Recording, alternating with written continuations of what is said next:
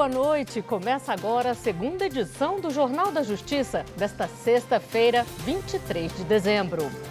O Conselho Nacional de Justiça publicou recomendação que regula o trabalho de crianças em espetáculos públicos. Estão proibidas atividades que possam trazer riscos à saúde, à segurança e à moral. Este é um dos destaques da edição de hoje e você vai ver também.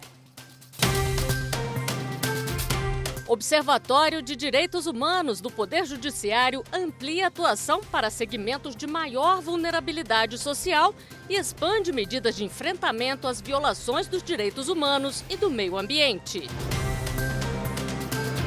Marcadas para 2023, 5 eleições suplementares em municípios no Rio Grande do Norte, Pará e Ceará, nos dias 5 de fevereiro e 5 de março.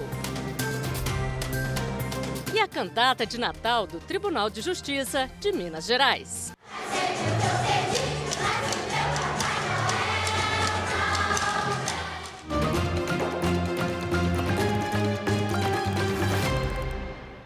O Conselho Nacional de Justiça publicou recomendação que regula o trabalho de crianças em espetáculos públicos. A Constituição proíbe o trabalho infantil para menores de 16 anos, permitindo, no entanto, o trabalho como aprendiz a partir dos 14 anos, com o objetivo de orientar magistrados a observarem as regras e práticas destinadas ao combate ao trabalho infantil na concessão de autorização para a participação de crianças e adolescentes em ensaios, espetáculos públicos e concursos. O plenário do CNJ aprovou uma recomendação que regula o trabalho de crianças em espetáculos públicos. O documento orienta que magistrados atentem para a prévia e imprescindível concordância da criança ou do adolescente e para a autorização e o acompanhamento permanente dos pais ou responsáveis, inclusive com a efetiva verificação da compatibilidade entre o tempo de ensaio, os intervalos e as pausas com a regular frequência escolar. Também recomenda que sempre que o juiz averiguar a existência de interesse econômico à atividade artística da criança e do adolescente, deverá oficiar aos órgãos de fiscalização competentes, como o Ministério do Trabalho, Ministério Público Estadual, Conselho Tutelar, Secretaria de Educação ou Assistência Social, entre outros. A recomendação também estabelece que a celebração de contratos de aprendizagem, de estágio, de trabalho socioeducativo e de contratos de atividade desportiva formadora de atletas mirins independe de autorização judicial prévia e deve se manter nos limites previstos expressamente na legislação correlata. Os contratos firmados nas hipóteses previstas estão sujeitos à apreciação da autoridade competente, por provocação das partes legitimadas. As ações que tenham como objeto a cessação de qualquer espécie de exploração ilegal de trabalho infantil, bem como as que versem sobre as responsabilizações trabalhista, civil, administrativa ou criminal relativas ao ilícito, deverão contar com tramitação prioritária. O Tribunal Regional Federal da Primeira Região determinou a reanálise de pedido de registro profissional de bacharel em arquitetura e urbanismo, formado por ensino à distância, modalidade que a cada dia atrai um número maior de jovens. O curso à distância foi a alternativa mais vantajosa para o Vinícius. Ele conta que não teria condições de cursar engenharia de software na modalidade presencial, por conta dos custos. O EAD tem a vantagem de você não precisar sair de casa, isso me ajuda bastante. Eu moro a 30 quilômetros do centro, do que seria da minha faculdade. A questão financeira também, o preço é 5, 4 vezes menor do que um curso presencial. E essa facilidade de eu poder estar fazendo aulas, tanto ao vivo quanto gravadas, também me ajuda pra caramba, me possibilita trabalhar, estar estudando outra área, não estar preso realmente a um horário fixo, onde se eu não estiver assistindo eu vou levar falta ou algo do tipo. Quem vê as pessoas fazendo cursos à distância, atualmente por meio de notebooks, tablets e até de celulares, pode não ter ideia do quanto este campo de ensino mudou desde a criação dessa modalidade. Os registros mais remotos de uma experiência EAD são de um curso por correspondência, em 1728. Um anúncio no jornal Na Gazeta de Boston. oferecia aula por correspondência de estenografia, que quer dizer método para escrita rápida. Depois, com a TV, essa forma de ensino começou a ficar mais popular e acelerou com a internet. De acordo com a Associação Brasileira de Mantenedoras do Ensino Superior, nos últimos 10 anos, as matrículas em cursos online cresceram 428,2%, enquanto as presenciais encolheram 13,9%. A pandemia estimulou ainda mais a procura. Hoje, praticamente 1,5 milhão de brasileiros já optam pelo ensino à distância, como forma de enriquecer os currículos. Em 2004, esse número era de apenas 60 mil alunos. Cursos de formação profissional, como, por exemplo, design de interiores, comércio exterior, noções de contabilidade, gestão financeira para empresas, administração, dentre outros, são algumas opções que chamam a atenção. A Adriana Cubas é consultora de carreira e avalia o cenário. Hoje, muitas faculdades adotam um modelo híbrido, que é metade das aulas presenciais e metade das aulas online. Eu acredito que a grande tendência vai ser esse formato mais híbrido e também curso 100% online, não só de graduação, mas também de pós-graduação, extensão universitária, cursos extracurriculares. O Decreto 9.057 de 2017 regulamentou o artigo 80 da Lei de Diretrizes e Bases da Educação Nacional, definindo o ensino à distância como uma modalidade educacional que ocorre quando estudantes e profissionais da educação que estejam em lugares e tempos diversos desenvolvem atividades educativas, utilizando meios e tecnologias de informação e comunicação. Mas a formação em cursos à distância ainda desperta polêmica. Em Minas Gerais, por exemplo, o Conselho de Arquitetura e Urbanismo negou o registro profissional a uma aluna graduada num centro universitário, por entender que o curso é incompatível com o ensino à distância. Ao avaliar o caso, a 7ª turma do TRF da Primeira Região confirmou a sentença, que determinou ao Conselho a imediata reanálise do pedido de registro profissional. O relator, desembargador federal Hércules Fajoses, explicou que não compete aos conselhos de fiscalização profissional a avaliação ou regulação de curso autorizado ou reconhecido pelo Ministério da Educação, vez que estaria assumindo atribuição que não integra o seu âmbito legal de atuação. O relator verificou que a instituição de ensino superior foi autorizada pelo MEC a oferecer o curso de bacharelado em arquitetura e urbanismo. Sendo assim, comprovada a conclusão do curso pela estudante, compete ao Conselho Profissional da categoria somente efetivar o registro profissional, concluiu o magistrado. O Conselho da Justiça Federal liberou aos tribunais regionais federais os limites para o pagamento de requisições de pequeno valor, as chamadas RPVs, autuadas em novembro de 2022. Mais de 180 mil pessoas terão direito a receber R$1.975 milhões. Nesse valor, R$1.600.000 correspondem a matérias previdenciárias e assistenciais, a exemplos de revisões de aposentadorias, auxílios-doença, pensões e outros benefícios.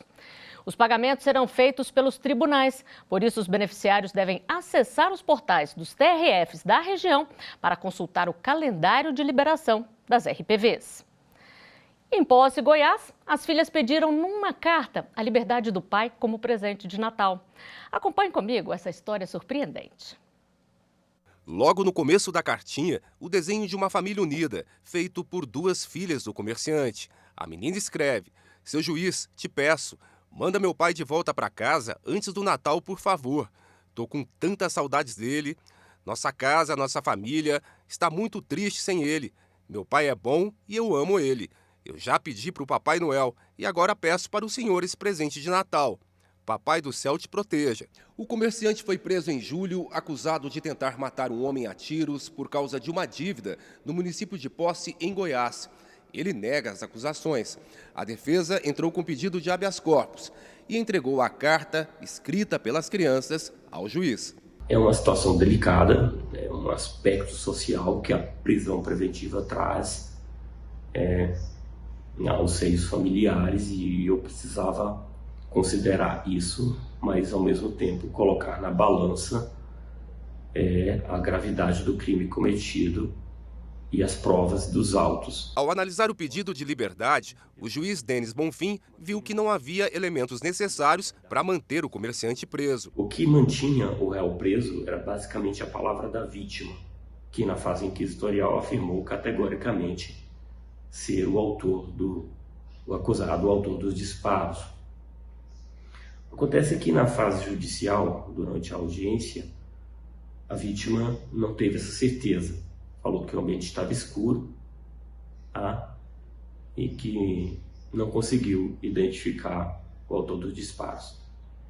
Testemunhas que no dia disseram que o autor, ao se dirigir à casa da vítima, encostou em um bar, perguntou onde era a casa dela, disse que quem fez isso era uma pessoa vestida de preto. E pelas imagens colhidas, pelas imagens de segurança que filmaram o acusado no local, ele estava vestido de vermelho. A cartinha ganhou as redes sociais. O comerciante vai responder em liberdade. Veja a seguir. Observatório de Direitos Humanos do Poder Judiciário amplia atuação para segmentos de maior vulnerabilidade social e expande medidas de enfrentamento às violações dos direitos humanos e do meio ambiente. Continue com a gente.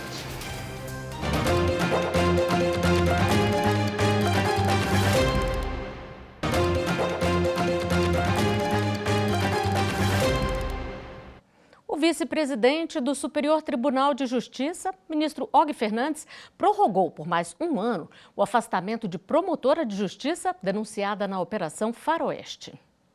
A Operação Faroeste foi deflagrada para apurar um esquema de venda de decisões judiciais para favorecer a grilagem de terras na Bahia. A promotora de justiça, Ediene Lousado, foi denunciada pelos supostos crimes de advocacia administrativa, violação de sigilo profissional, participação em organização criminosa e obstrução de investigação. Segundo a denúncia, ela teria vazado informações sigilosas do Ministério Público relativas a investigações em curso.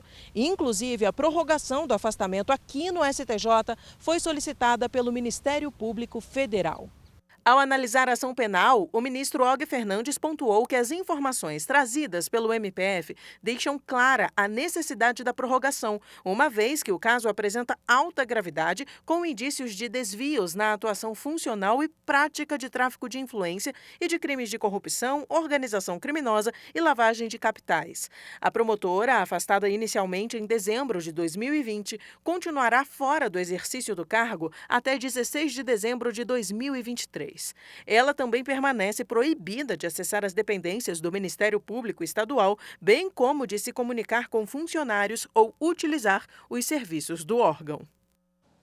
O ministro do Superior Tribunal de Justiça, Rogério Schietti Cruz, negou habeas corpus contra a prisão preventiva de um dos policiais rodoviários federais acusados de matar Genivaldo de Jesus Santos em Umbaúba, Sergipe, no caso que ficou conhecido como a Câmara de Gás Improvisada. Os detalhes da decisão do ministro do STJ você confere com a consultora jurídica da TV Justiça, Gisele Reis.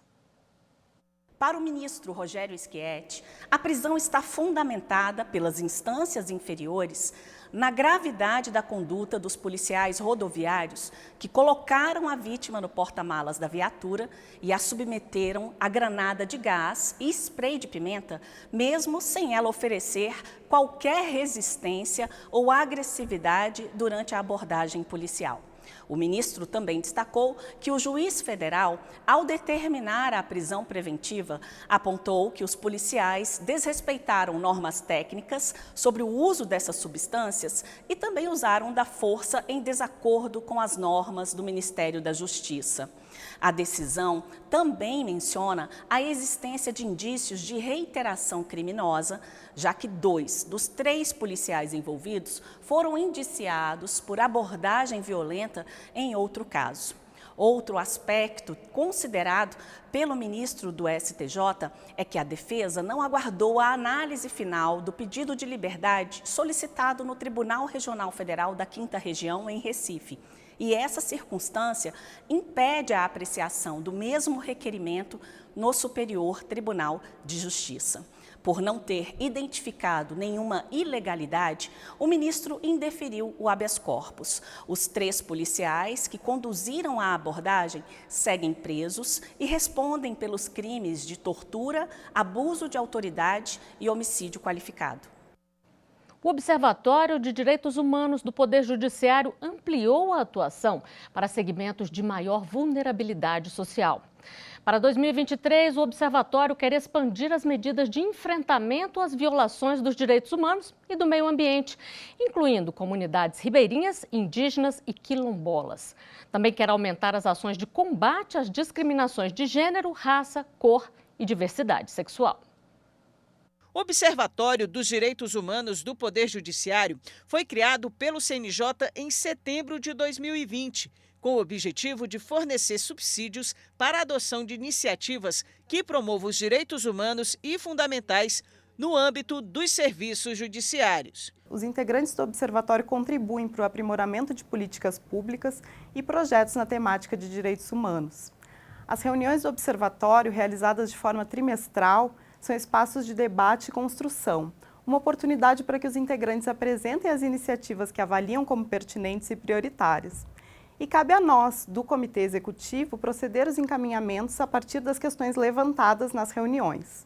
Recentemente, a composição do observatório foi ampliada e passou a contar com 19 entidades da sociedade civil comprometidas com políticas de inclusão de vulneráveis. Uma das primeiras medidas tomadas com essa nova composição foi o lançamento do Pacto Nacional do Judiciário pela Equidade Racial, um documento que reafirma o compromisso da justiça brasileira com a transformação do cenário de desigualdade racial no país. O Pacto Nacional do Judiciário pela Equidade Racial se converte em uma grande ação do Poder Judiciário, uma reunião de esforços dos tribunais superiores que convocam os demais tribunais da nossa federação para que se unam em um esforço conjunto a fim de que nós possamos efetivamente adotar ações concretas de combate ao racismo estrutural no Poder Judiciário. Também foi criado um comitê executivo com 5 magistradas de vários tribunais do país para concentrar e otimizar os fluxos de trabalho. E para 2023, o observatório tem como meta principal ampliar a atuação nos segmentos de maior vulnerabilidade social.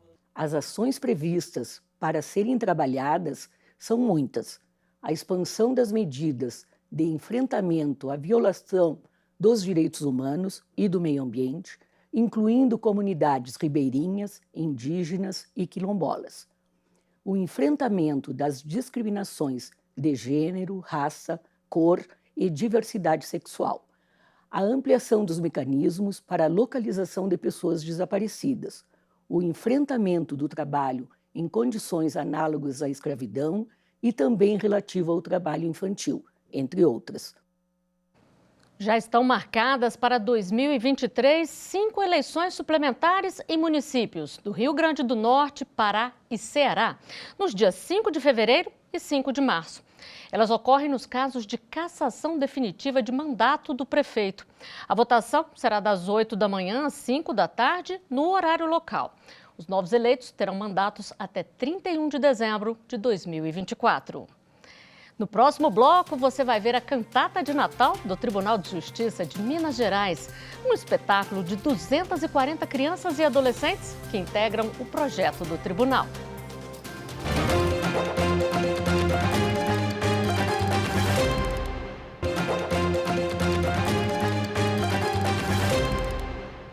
Retrospectiva 2022. Hoje vamos voltar ao mês de março deste ano, quando, por maioria de votos, o Supremo Tribunal Federal rejeitou o pedido do Procurador-Geral da República para invalidar lei que estabelece regras para a punição de crimes contra a ordem tributária e a Previdência Social.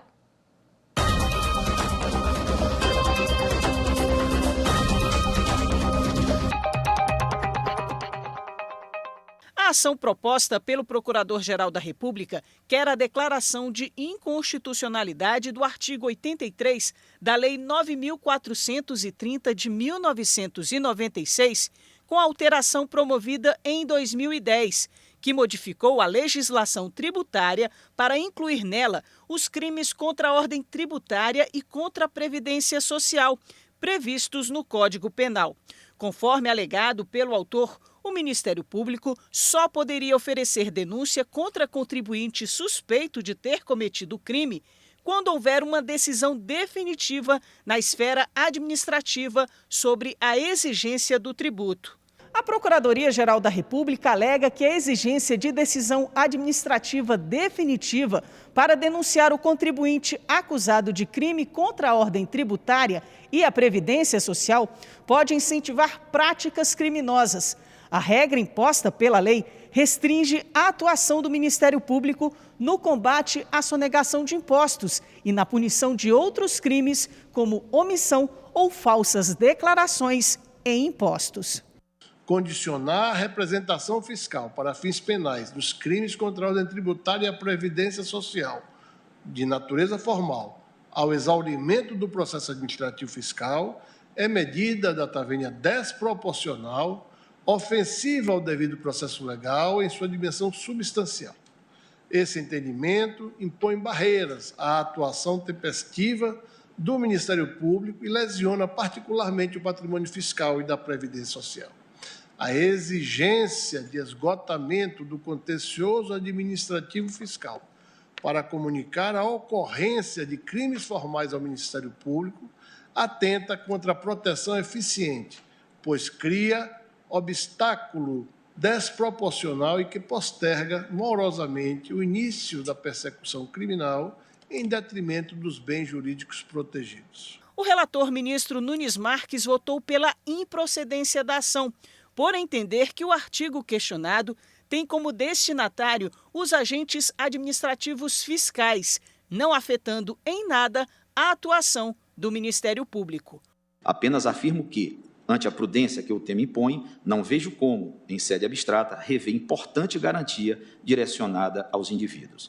É bem verdade que, ante a importância dos bens jurídicos envolvidos, poderia o ordenamento jurídico dar tratamento diverso do que o estendido ao final pela Lei 2.350 de 2010. Todavia, não o fez.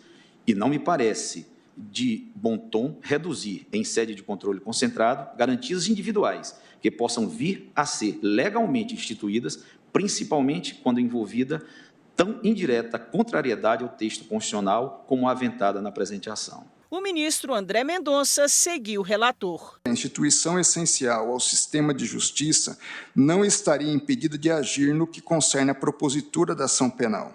Assim, logicamente, que tomasse conhecimento de atos criminosos na ordem tributária a partir de diversificados outros meios a si disponibilizados. Ademais, o dispositivo não representaria uma condição de procedibilidade para a instauração da ação penal pública. A partir dessas orientações do Supremo Tribunal Federal, penso descaber a alegação de proteção deficiente do bem penal protegido pelo artigo 168-A do Código Penal. O plenário, por maioria, seguiu o voto do relator ministro Nunes Marques, vencido parcialmente o ministro Alexandre de Moraes. Com isso, fica mantida a regra que estabelece que o fisco pode enviar a representação fiscal para fins penais ao Ministério Público depois de proferida a decisão final sobre a exigência do crédito na esfera administrativa.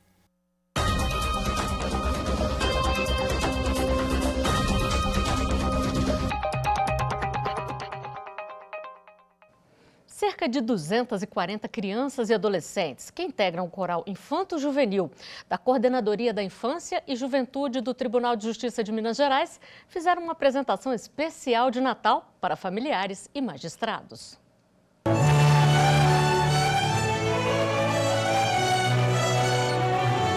Andrine acompanhou atentamente cada movimento da filha Maria Eduarda, de 10 anos, que esbanjou desenvoltura e alegria no palco.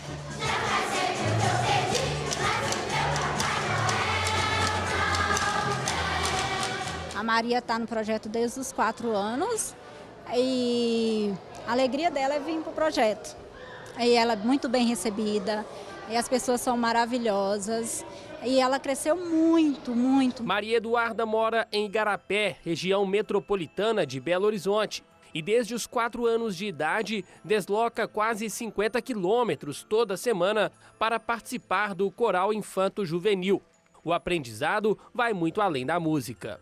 Ter mais respeito com as pessoas, saber interagir, tirar essa vergonha. É isso. O contato com a música vem desde o berço, já que o nome dela é uma homenagem à composição Maria Maria, de Milton Nascimento.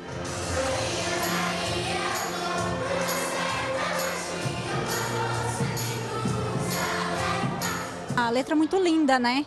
E me acompanhou a adolescência inteira. Aí quando eu engravidei, que eu sabia que era uma menina, aí eu falei, não, é Maria, por causa da música que é forte, a letra é forte, né?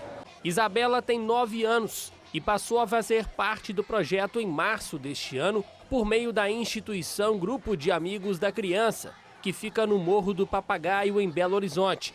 Nem parecia que era sua primeira apresentação. Divertiu-se no palco, fez poses para fotos e arrancou boas risadas dos familiares.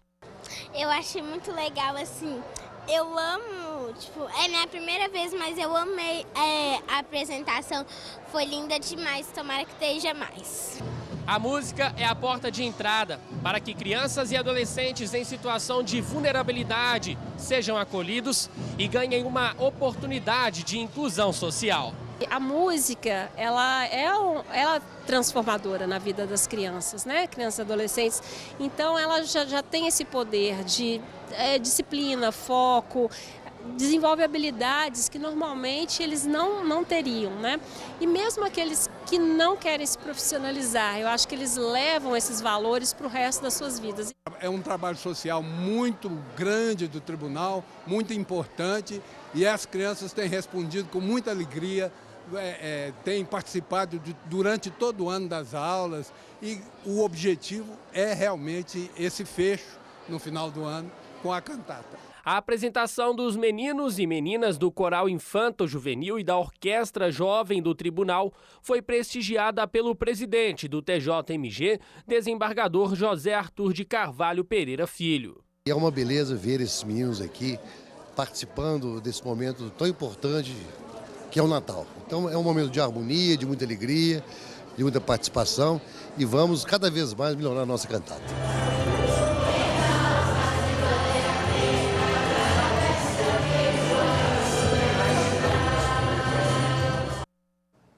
E esta edição do Jornal da Justiça termina aqui. Eu e toda a nossa equipe desejamos para você Natal de muita paz e alegria. Boa noite e ótimo final de semana.